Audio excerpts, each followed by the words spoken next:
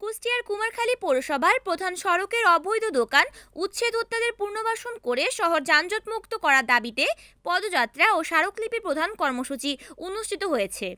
মঙ্গলবার দুপুরে সর্বস্তরে জনগণের আয়োজনে পৌরসভার বাস স্ট্যান্ড থেকে পদযাত্রা শুরু হয়ে শহরের প্রধান সড়ক প্রদক্ষিণ শেষে পৌরসভায় গিয়ে শেষ হয়। পরবর্তীতে পৌরসভার প্রধান ফটকের সামনে সমাবেশ অনুষ্ঠিত হয়। সমাবেশে কুমারখালী প্রেস ক্লাবের সভাপতি মাই টিভি ও যুগান্তরের প্রতিনিধি লিপু খন্দকার, কুমারখালী প্রেস ক্লাবের সিনিয়র সহ-সভাপতি মাহমুদ শরীফ, সাধারণ সম্পাদক সোহাগ মাহমুদ, কাঙ্গাল হরিনাথ প্রেস ক্লাবের আহ্বায়ক খান আতাউর রহমান সুজন, বিএনপি নেতা খান আতিকুর রহমান সবুজ, সাংবাদিক কাজী সাইফুল, আলামিন হোসেন আকাশ, আশিকুর রহমান আশিক সহ বিভিন্ন শ্রেণী পেশার মানুষ উপস্থিত ছিলেন। সমাবেশ শেষে পৌর কর্তৃপক্ষের নিকট স্মারকলিপি প্রদান করা হয়। রিপোর্ট করেছেন কুষ্টিয়ার প্রতিনিধি নাজমুল হাসান, NAN টিভি।